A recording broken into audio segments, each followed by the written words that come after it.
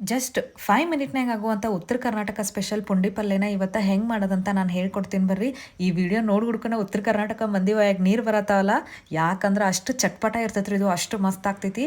ಹೇಗೆ ಮಾಡೋದಂತ ಹೇಳ್ಕೊಡ್ತೇನೆ ಬರ್ರಿ. ಇದಕ್ಕೆ ನಾ ಫಸ್ಟ್ ಬಿಡಿಸಿರೋ ಅಂಥ ಪುಂಡಿ ಸೊಪ್ಪು ತೊಗೊಂಡೇನಿ ರೀ. ಚಂದಾಗ ನೀರಾಗಿ ತೊಳೆದ ಇದನ್ನು ಕುಕ್ಕರಿಗೆ ಹಾಕೋತೇನೆ ರೀ. ಒಂದು 2 ಗ್ಲಾಸ್ ನೀರು ಹಾಕಿ ಒಂದು 2ರಿಂದ 3 ವಿಸಿಲ್ ಆಗೋವರೆಗೂ ಇದನ್ನು ಬಿಡ್ತೇನೆ ರೀ. ಇವಾಗ ಈ ಕಡೆ ಅದು ಕುಕ್ಕರ್ ವಿಸಿಲ್ ಆಗಲಿ, ಅಲ್ಲಿವರೆಗೂ ಈ ಕಡೆ ನಾನು ಶೇಂಗಾ ಹುರ್ಕೋತೇನೆ ರೀ. ಇದನ್ನು ಒಂದು ಪ್ಲೇಟ್ನಾಗ ತೆಗೆದಿಟ್ಕೋತೇನೆ.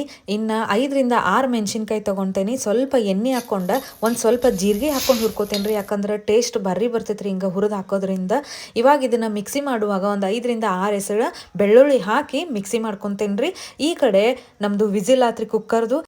ಇದನ್ನು ಚಂದಾಗ ನೀರು ಹಾಕಿ ವಾಶ್ ಮಾಡ್ಕೋಬೇಕ್ರಿ, ಯಾಕಂದ್ರೆ ಇದ್ರಾಗ ಹುಳಿ ಇರ್ತೈತಿ, ಹುಳಿ ಸ್ವಲ್ಪ ಕಮ್ಮಿ ಆಗ್ತೈತಿ. ವಾಶ್ ಮಾಡ್ಕೊಂಡು ಇವಾಗ ಇದನ್ನು ಒಂದು ಬಾಳ್ಗಿಗೆ ಹಾಕಿ ಚಂದಾಗ ಸ್ಮ್ಯಾಶ್ ಮಾಡ್ತೀನಿ ರೀ. ಸ್ಮ್ಯಾಶ್ ಮಾಡಿದ ನಂತರ ಇದಕ್ಕೆ ಒಂದು 2 ಸ್ಪೂನ್ ಆಗುವಷ್ಟು ರವೆ ಹಾಕ್ತೇನೆ ರೀ. ಆಮೇಲೆ ಹುರಿದಿಟ್ಕೊಂಡಿರೋವಂಥ ಶೇಂಗಾ ಹಾಕಿದೇನೆ ರೀ. ನೆಕ್ಸ್ಟ್ ಇದಕ್ಕೆ ಆಗಲೇ ಮಿಕ್ಸಿ ಮಾಡಿರೋ ಅಂಥ ಮೆಣಸಿನ್ಕಾಯಿ, ಜೀರಿಗೆ, ಬೆಳ್ಳುಳ್ಳಿ ಪೇಸ್ಟ್ನ ಇದಕ್ಕೆ ಹಾಕೇನಿ ರೀ. ಸ್ವಲ್ಪ ಟೇಸ್ಟ್ ಬರಲಿ ಅಂತ ಹಿಂಗೆ ಹಾಕ್ಕೊಂಡೇನಿ ರೀ. ಸ್ವಲ್ಪ ಅರಿಶಿನ ಹಾಕ್ತೀನಿ, ರುಚಿಗೆ ತಕ್ಕಷ್ಟು ಉಪ್ಪು ಹಾಕ್ಕೋತೀನಿ. ಇದೆಲ್ಲ ಚಂದಾಗ ಬೇಯಲಿ ಅಂತೇಳಿ ಒಂದು ಅರ್ಧ ಸ್ಪೂನ್ ಎಣ್ಣೆ ಹಾಕೇನಿ ರೀ. ಇಷ್ಟಾದ್ರೆ ಆತು ನೋಡ್ರಿ, ಉತ್ತರ ಕರ್ನಾಟಕ ಸ್ಪೆಷಲ್ ಪುಂಡಿ ಪಲ್ಯ ರೆಡಿ ಆಯಿತು. ಒಂದು 2 ನಿಮಿಷ ಕುದ್ರು ಮುಗೀತು ರೀ.